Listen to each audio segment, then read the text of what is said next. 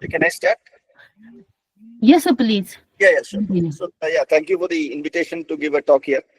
So, I understand that the audience is very diverse from different subject areas. So, it will be a very general talk regarding freshwater biodiversity.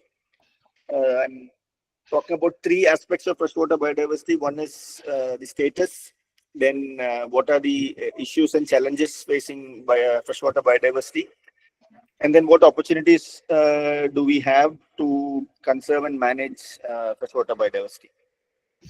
So we know that the Earth is known as the blue planet, but if you look at the amount of water that is available on Earth, almost 99% or more than that is marine water, and only a very small fraction of the water available on our planet is freshwater. So that makes it extremely important to conserve freshwater resources and the different animals that live in these freshwater ecosystems. So this is a global map to show you where in the world we see most of the freshwater biodiversity. So you can see that there are several areas. For example, South America is one area where you have a lot of freshwater biodiversity. The Central African region has a lot of freshwater biodiversity. And then you can see India and the Southeast Asian countries. So there are three big regions where most of the world's freshwater biodiversity is concentrated, and India is very fortunate to have a lot of freshwater biodiversity resources. Now, freshwater biodiversity is used for a lot of uses. For example, one is drinking water. So that's the most important use value of freshwaters. Then you have the animals that are part of freshwater is used as food. For example, fish, different other animals like crustaceans, mollusks, etc. Then for irrigating our agricultural land, for hydropower, the electricity that we use, most of us use, comes from water. Then for inland navigation, tourism. So there are lots of services and uses provided by freshwater. So it's just not drinking water, but it has a lot of other uses as well. Now, if you look at the world's big cities around the world, so any city, a large city that you can think of, is always built historically on the bank of rivers, big rivers. And so all of these very big cities in the world are, concentrated on river mouths or across rivers, and all of them combined are home to around 2.7 billion people. So there is a lot of pressure on freshwater ecosystems or rivers in different cities of the world. Now, people need freshwater biodiversity. So all of us need freshwater biodiversity for fulfilling different aspects of our life. And so this is one of the most critical elements of our planet. Now, if you compare three big ecosystems, so we have land ecosystems, which are terrestrial ecosystems. We have marine ecosystems, which are oceans and seas. And then we have freshwater ecosystems. So these are the three broad categories of ecosystems: so land, freshwater, and marine. So if you look at the number of species that are available in these three ecosystems, land, freshwater, and marine, we find that freshwater ecosystems have an extremely high levels of species when you take a unit area. For example, if you compare 1 square kilometer or 10 square kilometer of land versus 10 square kilometer of freshwater versus 10 square kilometer of marine water, you will find that freshwater has extremely high levels of species than marine and land. So this is just another way in which I have expressed what I just said now, where you find that there is a lot of animals and plants that are concentrated in the freshwater systems when compared to marine and terrestrial systems. So the value of freshwater ecosystems. So to conserve any ecosystem in the world, or to conserve any animal, or to conserve any resources, biodiversity, etc., most people need some economic value attached to it. So if we provide an economic value, then there are more number of people who take notice, more number of people who want to do something to conserve and manage it. So for freshwater ecosystems, the value is more than several trillion US dollars. So if you think of this slide that I showed you, where I told you that there are lots of uses for freshwater, for example, irrigation, hydropower, drinking water, biodiversity, all of that together, is worth more than several trillion US dollars. Now, freshwater biodiversity is not something that is very new or recent, or the attention on freshwater biodiversity is also not very recent. It has been an integral part of ancient history, religion, culture, mythology in several countries of the world. So if you take any of the major religions of the world, there are some aspects of freshwater resources and freshwater biodiversity connected to it. But in spite of all of this, freshwater ecosystems are one of the most poorly protected and poorly managed ecosystems on our planet. So basically, because not many people give respect to freshwater ecosystem. But there is a big problem with freshwater ecosystem when compared to land and marine ecosystems. So in land, you can understand or you can see with your eyes what kind of animals are present, what kind of plants are present in land on land.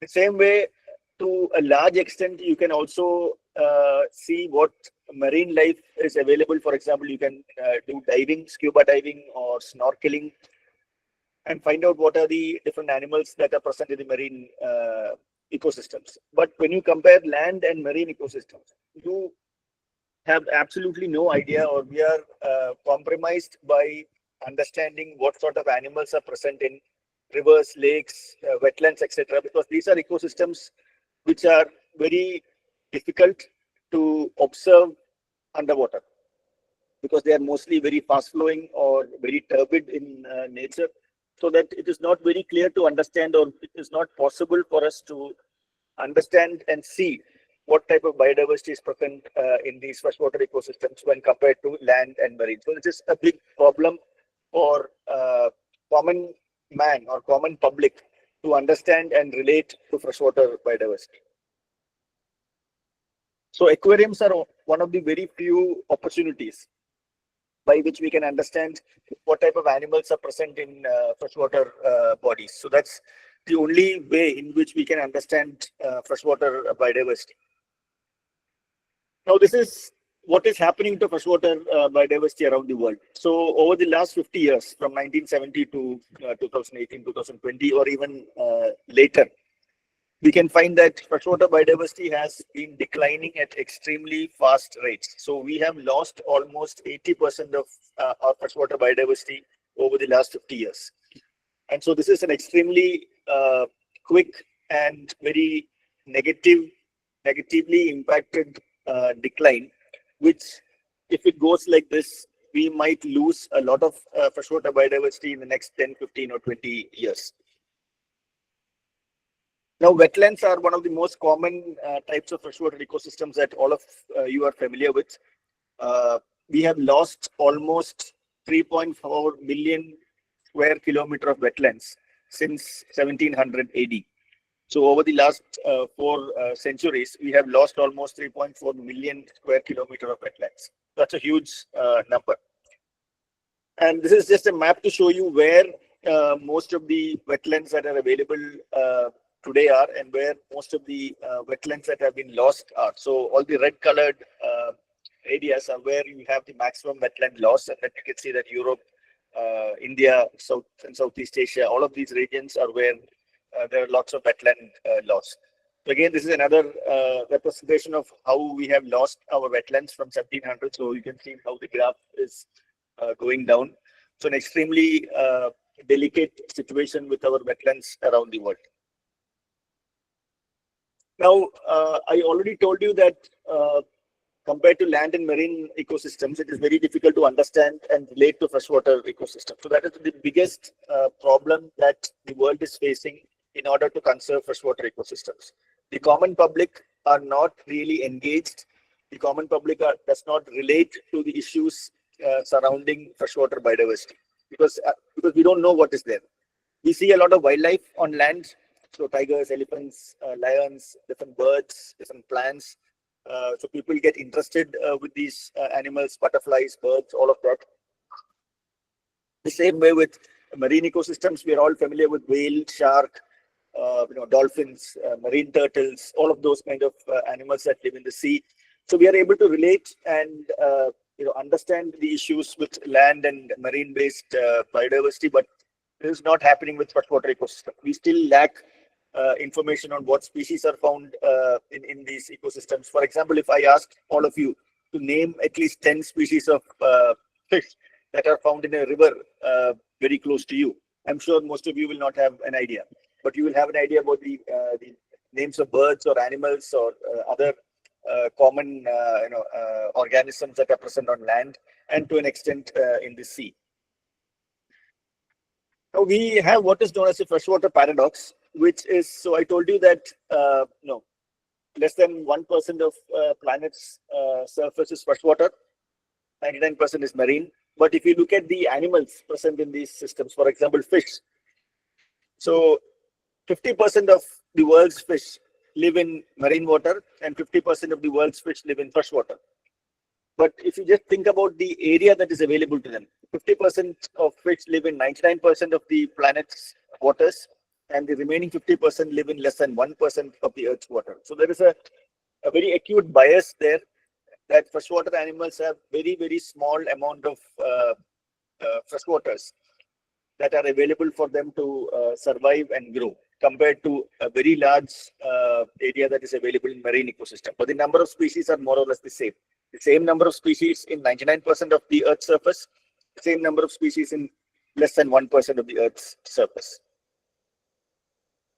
Now, freshwater biodiversity, whether it is fish or any other freshwater animals, it is extremely closely connected to the life of humans. So we take a lot of uses from freshwater, from animals that live in freshwater to drinking water and all of those ecosystem uses that I told you in the initial slide. Now, another problem with freshwater ecosystems is that they are very unique when compared to land or marine ecosystems, because any negative impact on land affects freshwaters. So any threat or any impact that you can think of in your mind will always have some effect on the nearest water body. So that is a unique issue with freshwaters. So there is not even a single human threat that does not impact these habitats. Now, what are the main threats that you see for freshwater? So there are 5 major threats. One is pollution. The second one is invasion by species that are not present in our region. So alien species that come from different other countries, different other continents, both purposefully introduced and also accidentally. Then you have the problem with over harvest of resources, over exploitation of resources, loss of habitat, degradation of habitat, all of those kind of issues. And then you have also problems with construction of dams. So hydropower dams are what gives us electricity, and so that is also one of the biggest threats for freshwater. So these are the 5 major issues or 5 major threats for freshwater biodiversity.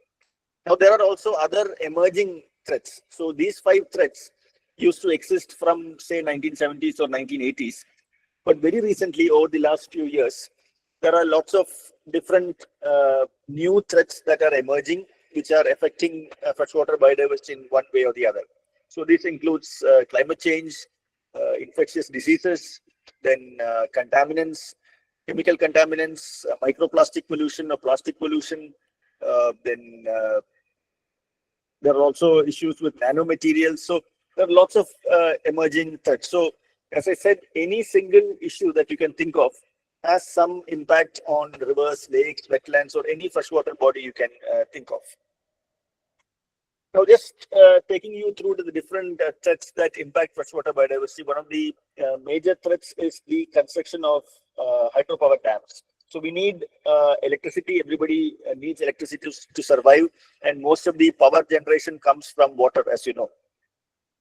And so this is how the number of dams have been increasing in different rivers of the world from 1900, start of the the last century, to 2020 or 2025. So there is an extremely high increase in the number of dams that are being constructed across river systems.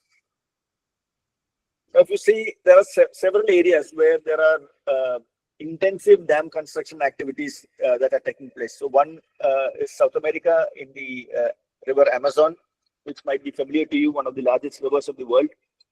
The second area is, if you can see the map of India, where the Ganges and Brahmaputra rivers are. So mostly North and Northeast India, in the Himalayan region, is where most of our dam construction activities are taking place. So similar way, there is a lot of dam construction happening in China, in Southeast Asia. So this map actually shows you how many dams are being built in a single river basin in these countries. So the red color indicates there are more than 100 dams being built in a single river basin. So that shows how acute and how negative these impacts of dams will be on these river systems. So this is just a photo to show you what happens during a construction of a dam. So this is a photo of a dam being constructed in South America in the Amazon basin. And you can see that there is a lot of negative impact that will happen to the river when a dam is constructed. So negative impacts of a dam on a river is in three ways. One is before the dam is constructed or during the construction stage. The second one is when the dam is constructed, and third one is after the dam is constructed. So each of these stages have different impacts on the freshwater body. So for example, this is how a dam is constructed on a river. So you can see that the entire flow of the river is blocked and it is channelized into some other way. And so this is how large dams are creating a big issue on our river systems. And what happens when a dam is constructed? So you can see the same area before and after the dam is constructed. So you can see the dam on the right side image, and the area without the dam, several years ago. So in 1987, this was a free-flowing river. And once the dam is constructed, you can see that the river has expanded into a more of a lake-like form. So the most immediate impact of a dam construction is when you have a flowing water becoming a standing water just behind the dam. So this is one of the major change in habitat that you see when a dam is constructed. So the entire flow of a river is blocked when a dam is constructed. So what happens when dams are constructed? So there is a shift in the types of species that used to live in these waters. So there are some fish or some other animals that live in water that might need very fast flowing water. So when a dam is constructed, the flow is reduced, and then you have those species get completely eliminated from the ecosystem. And some of these species might have been contributing to fishery activities, to exploitation activities, and then if these numbers of these fish get reduced, it would then affect the livelihoods and food security of the fishermen. So there are several impacts. It is just not an ecosystem impact, but it is also a social impact, a livelihood impact, a food security impacts. So the impacts are multifold.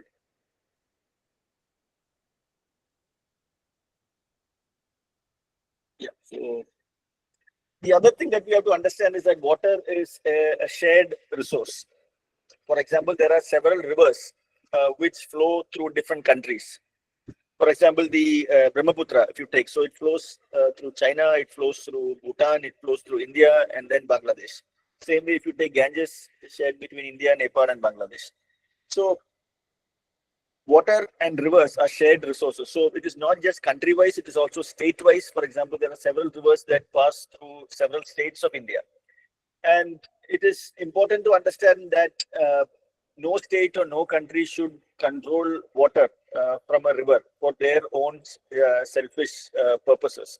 So this is a big issue because the country that is situated at the uppermost portion of a river, for example, if a river here, so in the map you can see that this is the river called Mekong that is in Southeast Asia, and it originates in China, then it goes to Myanmar, then through Laos, Thailand, Cambodia. So it passes through many countries. So what would happen to a river if the country that is at the top of the upstream area of that river, which is China, builds around 6 or 7 dams and stops water from flowing into the different other countries that are located in the downstream region? So this is how water wars take place, where some countries or some states block access to water that makes it difficult for other countries to survive. So this is again a problem in many parts of the world where dam building has led to waters being blocked in different regions. Now, many rivers of the world are not free flowing. For example, only 37% of rivers, large rivers of the world, are free flowing, and only 56% of the smaller rivers are free flowing. So, free flowing means without any obstruction, without any dams, without any linear infrastructure being built, right from where the river starts to where it river ends. So, from the source of the river in the mountains to where it ends in the sea, the water should be free flowing. So there are not many rivers that are free flowing like that in the world, and also in our country. So this is again a big problem for freshwater biodiversity. Now, the other threats to freshwater biodiversity are sand mining, for example.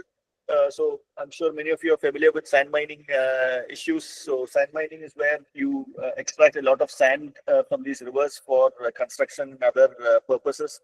And then it changes the depth of the river, it changes the flow of the river. And there are also some organisms like freshwater turtles, fishes, etc., that need sand to grow and survive, to lay their eggs, to reproduce, etc. And when you remove sand, the substrate of the river becomes mud, or it changes to other substrates like silt and debris and all of those kind of things. And then the animals that used to once survive and grow and reproduce in these waters are unable to do that. So this is again another threat. Then drought is a big problem in many regions of the world, and we are also seeing a lot of changes in the climate, which makes it difficult for rivers to get filled up very fast. So droughts are a big problem for many countries of the world, many states of India as well. Pollution, I'm sure everybody would have seen polluted rivers, polluted lakes, polluted wetlands, all of those kind of things. So pollution on freshwater aquatic organisms is a big threat. There are different kinds of pollution. You have pollution from algal growth, from chemicals, from mining, from agriculture plantation. So all of these four photos show different kinds of pollutants impacting freshwater ecosystems. There is also an emerging threat from microplastic pollution. So this is one of the most hottest research areas in biology or life sciences these days, understanding how microplastic is contaminating rivers and freshwater ecosystems around the world. So this is a major emerging issue, not only for freshwater, but also for any other ecosystem in the world, for marine ecosystem, for land-based ecosystems, etc. Now, so this is a map that shows where microplastic contamination in freshwaters are extreme, or the areas where you have extreme levels of microplastic contamination. Again, India is one of the major regions where you have a lot of microplastic contamination in our freshwater ecosystems. And you also have US, Europe, and many other regions. Now, we all went through this COVID mayhem. So COVID has changed the way life was before 2019, 2020, and after COVID days. And COVID has also impacted aquatic ecosystems. COVID has impacted freshwater ecosystems in a variety of ways. One is basically through pollution from different COVID-associated sources. And one of the most important sources have been face masks, for example. So there is a lot of face masks that have been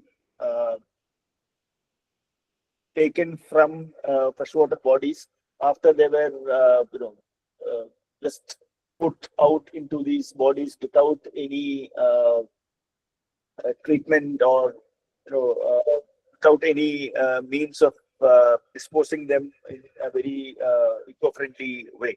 So COVID face masks have been a potential source of microplastic fibers, for example, in the environment. So one of the top sources of microplastics that we see in freshwater ecosystems worldwide came from COVID-19 associated face masks. Then we also have other problems in freshwater ecosystems. One is the dangerous levels of use of antibiotics. So all of us have been using a lot of antibiotics over the last several years, several decades. And this has reached freshwater bodies through different sources. And in a study that was done worldwide, as you can see on the figure on the right, it says that 35% of the places that were sampled in Africa had extremely high levels of antibiotics, which were above the safe limit that are considered for humans. So 35% of river sites that were sampled had antibiotics which were in excess of safe limits. So it shows how drinking water is getting polluted by antibiotics that are coming from different sources. So it can be from humans, it can be from livestock, it can be from poultry, it can be from fish, because there is a lot of antibiotics that are used in, for example, fish farming, in livestock farming, in agriculture, all of those kind of sectors. Again, pharmaceutical pollution, just like antibiotics, there are also other medical related waste that end up in these freshwater systems. So pharmaceutical waste in different forms have reached a lot of rivers, a lot of freshwater ecosystems around the world. And again, you can see the map, the figure there, which shows that pharmaceutical pollution is almost prevalent in almost every continent of the world, right from Europe to North America to Asia and Africa and all of these places. So we have to be more careful in using antibiotics and pharmaceutical compounds, and the way in which we sort of eliminate them or throw them out into the nearest water body. So there is no control over what antibiotics or what the pharmaceutical compounds are being used in many countries in the world, and there's no way to treat them for trying to make them as most eco-friendly as possible before throwing them out into the systems. The other big problem is overexploitation. So we need a lot of aquatic food. So food from freshwaters are extremely important, especially fish. And we have been negatively impacting these freshwater bodies because we have been exploiting a lot of fish and other aquatic organisms from these rivers unsustainably beyond limits that can help them replenish and rebound. So this is again a big issue. So 90% of the fish that we eat from rivers, from freshwater bodies, originate from those rivers that are stressed by other issues. So in one of the slides, if you remember, I showed you 5 major threats to freshwater biodiversity. So there was pollution, there was habitat loss, there was alien species, there was hydropower dams, and there was overfishing. So the areas where overfishing is prevalent are also areas where you have other kind of threats that are impacting the freshwater ecosystem. So it is like a synergy or a combination of threats that are happening in a single river. So it is not that only one threat happens in a river. It is like multiple threats are affecting the organisms in single river systems. Now, the other problem is most of the large animals, which are called megafauna. So megafauna are large aquatic, large animals, but aquatic megafauna or freshwater megafauna are animals that exceed 25 or 30 kilograms in weight, adult weight. So these are animals that are more susceptible, more vulnerable to human exploitation because it is easy to catch them. And also there is a concept in ecology that the larger the animal is, the heavier the animal is, it reproduces less frequently, it has less number of eggs, it produces less number of offsprings, and also it goes to a very long, or it has a very long lifespan. So these animals, if they are exploited beyond sustainable limits, it is very hard for these animals to get replenished or rebound in these rivers. So the first kind of animals that are threatened or are endangered or are ready to go extinct are all of these very big aquatic or freshwater animals, which are megafauna.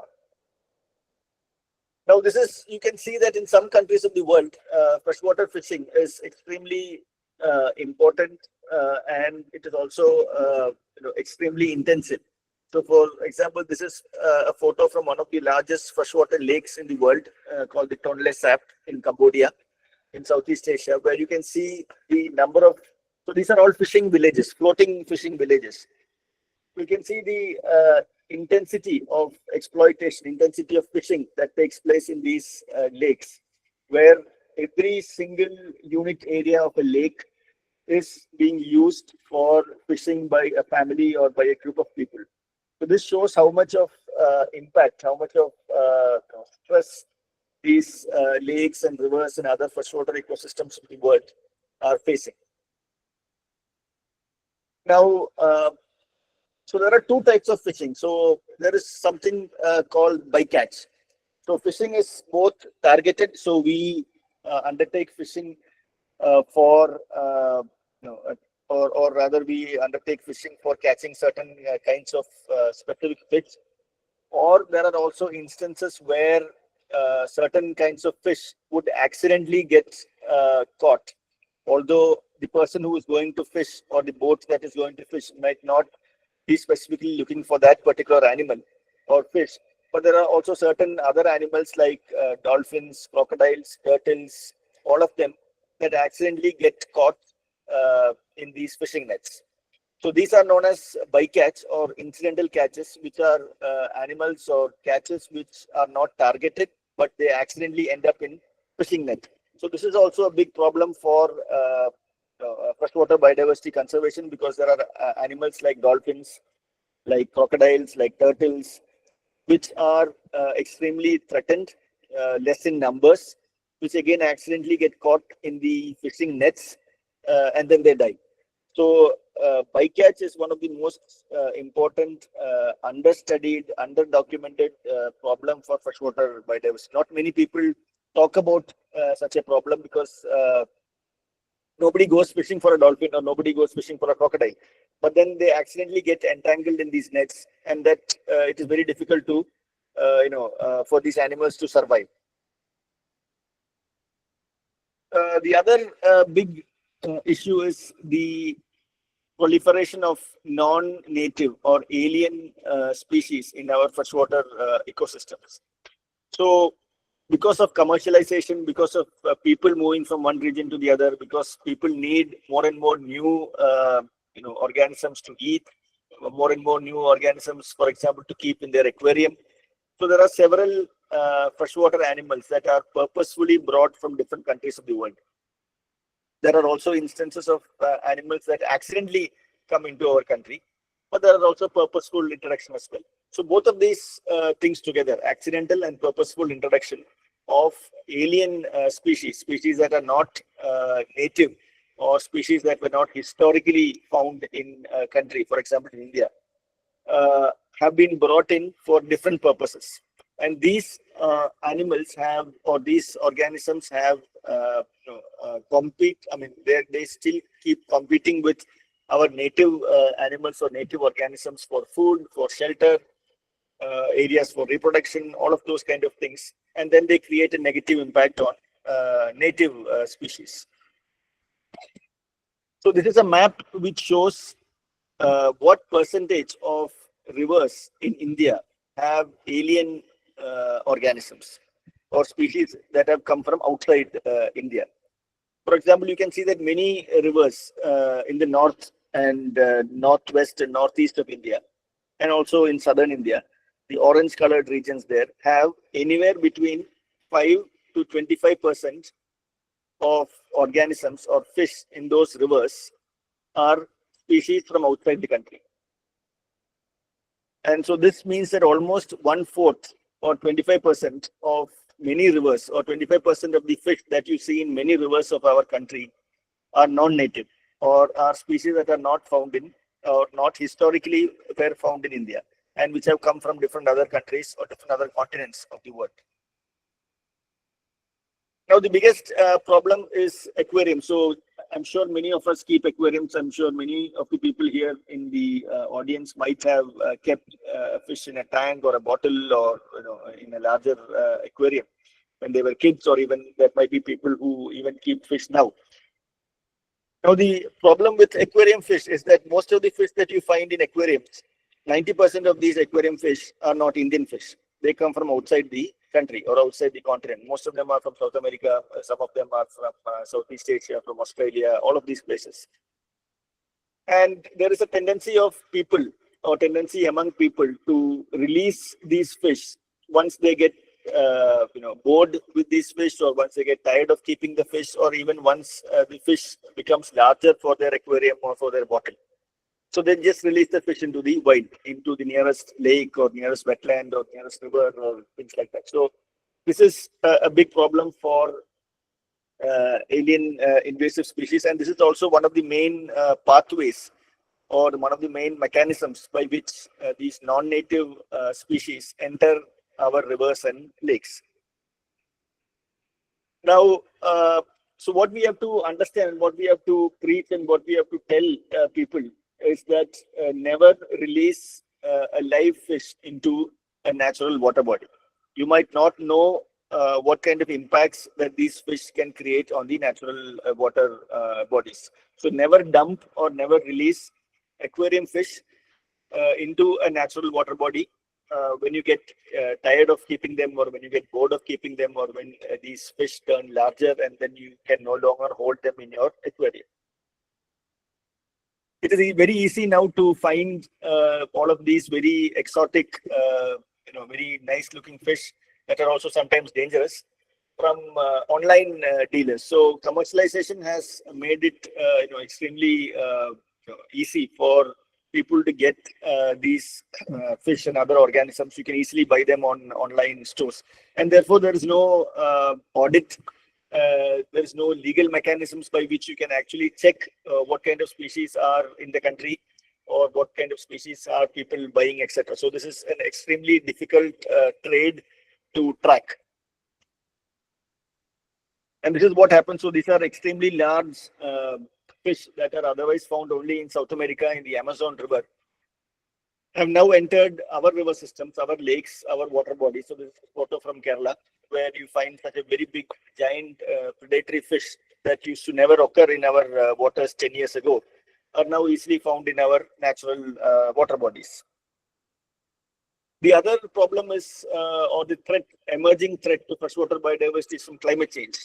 So floods, for example, extreme climatic events, extreme rain, extreme landslides. All of this have a possibility of creating a lot of negative impact on freshwater ecosystems and the animals that live in these systems. Yeah, this is something that I already showed you. So then the other problem is with diseases, infectious agents, pathogens, new pathogens that have evolved, that have come up in recent times, for which we do not have much management measures in place, diagnostic measures in place to track them, to detect them, and even to manage them. So this is also an emerging threat, where you find newer and newer bacteria, virus, fungal pathogens impacting our freshwater animals.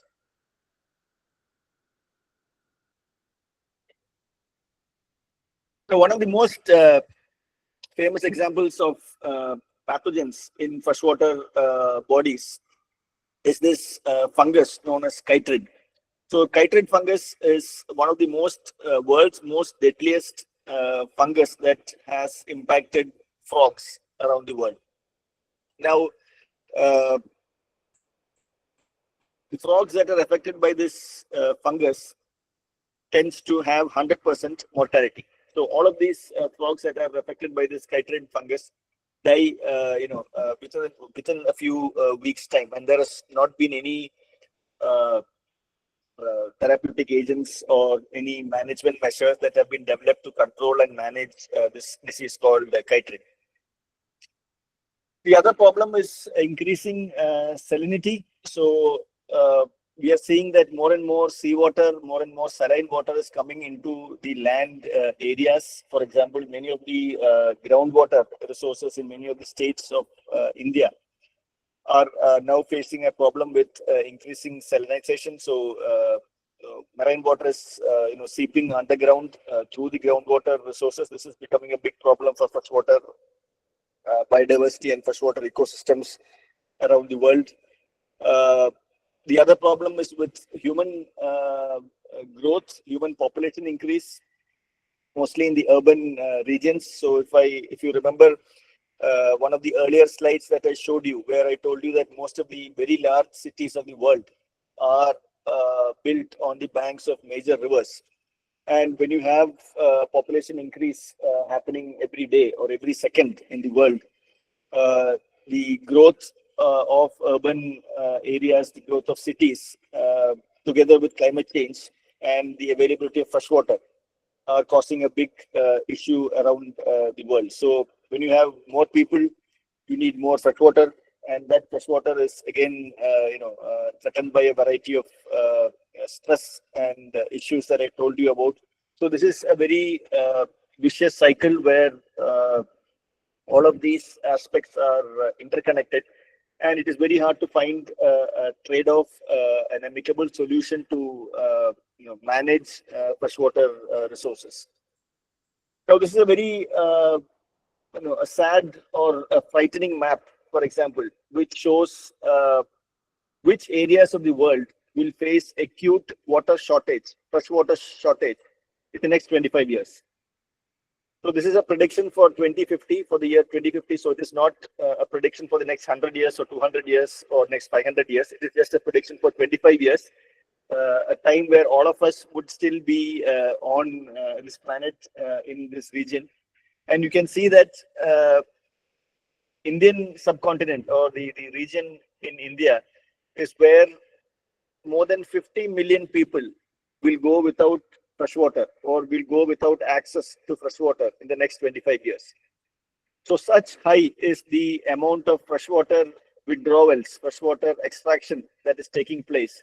And so much is the threats or stress to freshwater that many of us, or I would say all of us, would not have access to freshwater resources in the next 25 years. And you can see that there is no region as impacted, or no region that will be more impacted than India, where more than 50 million people will go without water in the next 25 years. So this is a very frightening prediction, which has been published in a study that was carried out by authors from different countries of the world.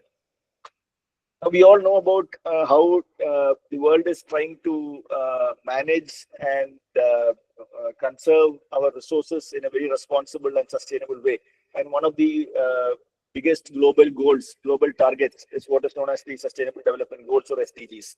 So there are two major Sustainable Development Goals which are linked to freshwater, water availability, 14 and 15. Now, SDG 14 is what many people think is connected to freshwater. But SDG 14 is more related to marine water than freshwater resources or freshwater management. And it is SDG 15 because freshwater is concerned or connected to land. So marine is marine without any connection to land. But freshwater systems like rivers, lakes, wetlands, ponds, canals, reservoirs, everything is on land.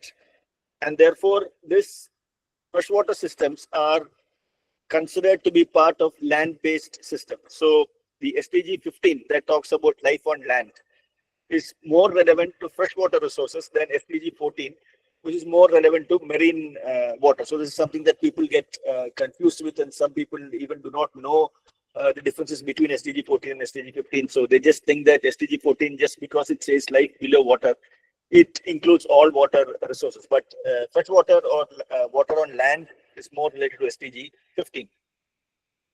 So freshwater conservation is also related to many other goals, just not 15. For example, SDG 1, which talks about no poverty, is very important for freshwater because the animals, fish, crustaceans, mollusk, shellfish, all of these things that you get from freshwater contributes to eliminating poverty. Same way with zero hunger. SDG 2 is also related to freshwater because the food that you get from freshwater resources are extremely important for reducing hunger in the world. Same way, SDG 6 talks about clean water and sanitization. Again, it is related to freshwater because access to drinking water, access to clean water, access to good sanitation facilities, all require fresh water. So then 13 SDG 13 is climate action. Fresh water is again related to climate change and climate action. So fresh water is one of the most important resource that can be connected to every possible sustainable development goal, including 1, 2, 6, 13, and 15 is focused on fresh waters. Now, of the 10 countries in the world that catch more number of freshwater fish or exploit more number of freshwater fish, 8 of them face widespread poverty. So there is a very intricate connection or intricate link between freshwater fish and poverty. So the most, the countries which are facing acute poverty are also the countries where the access to freshwater fish is more required, and the countries where you have more exploitation of freshwater fish. Now, how well are these freshwater ecosystems protected? So in one of the opening slides, I told you that despite all of this extreme importance to freshwater ecosystems and biodiversity, freshwater ecosystems are one of the poorly protected ecosystems on Earth when you compare to marine and land. Now, this is a map that shows how much of protection is available for freshwater systems. So, for example, how much of our rivers, how much of our lakes, how much of our reservoirs are protected. So, you can see that in India, anywhere between 17 to 30% of our rivers are protected. So, which means there is still a significant amount of freshwater that still remain unprotected, where there is absolutely no protection given to rivers, lakes, wetlands, ponds, and also the animals that live in these systems. So only anywhere between 70 to 30% or less than 1/3 of freshwater systems in our country are protected.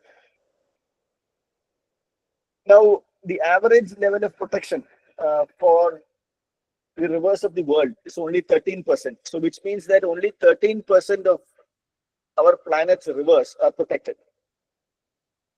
So almost a large share of the large and small rivers of our world still remain unprotected. So it is like an open access resource where anyone can do anything with these resources. So rivers are one of the most poorly protected habitats on Earth. As you can see, almost only less than 15% of rivers in the world are protected in some way or the other, or managed in some way or the other.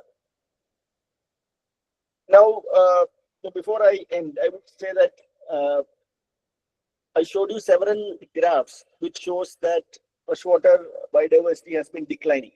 So over the last 50 years, over the last 300 years, 400 years, we have lost a lot of wetlands. We have lost a lot of free-flowing rivers.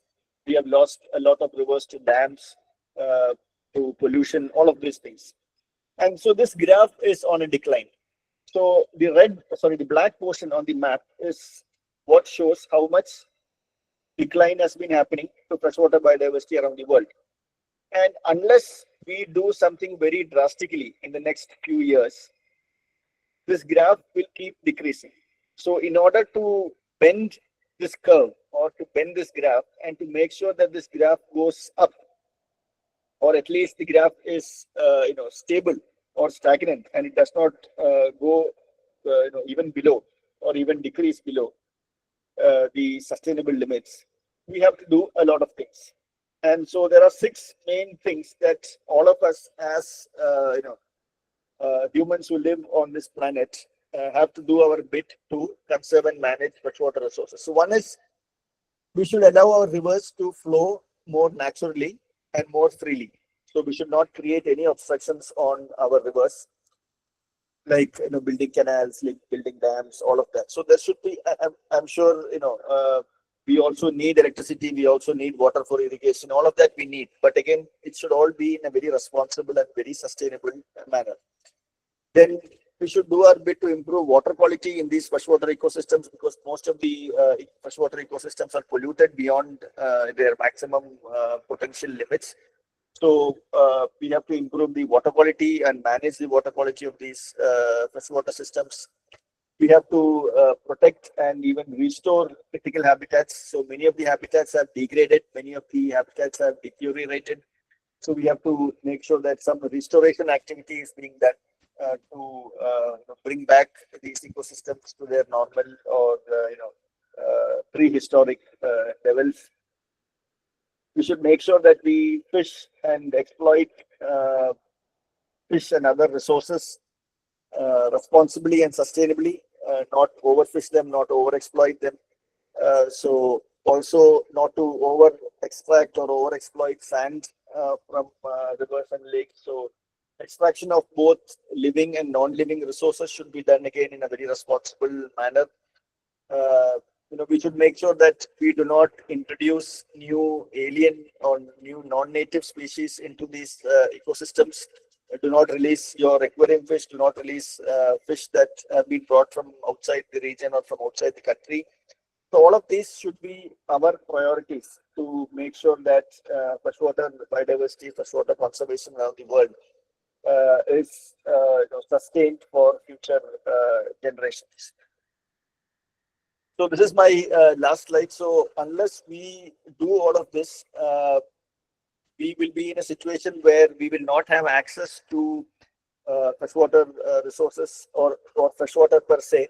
As I showed you in that map, where in India we are, facing a grave threat or a big risk of almost 500 million people not having enough freshwater by the year 2050.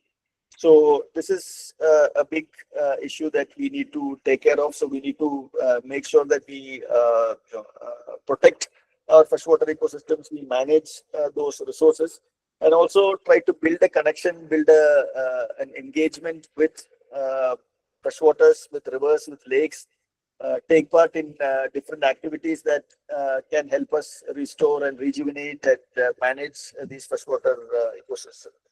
So with that, I would stop my talk, and if there are any questions or clarifications, I'll be happy to take them. Thank you.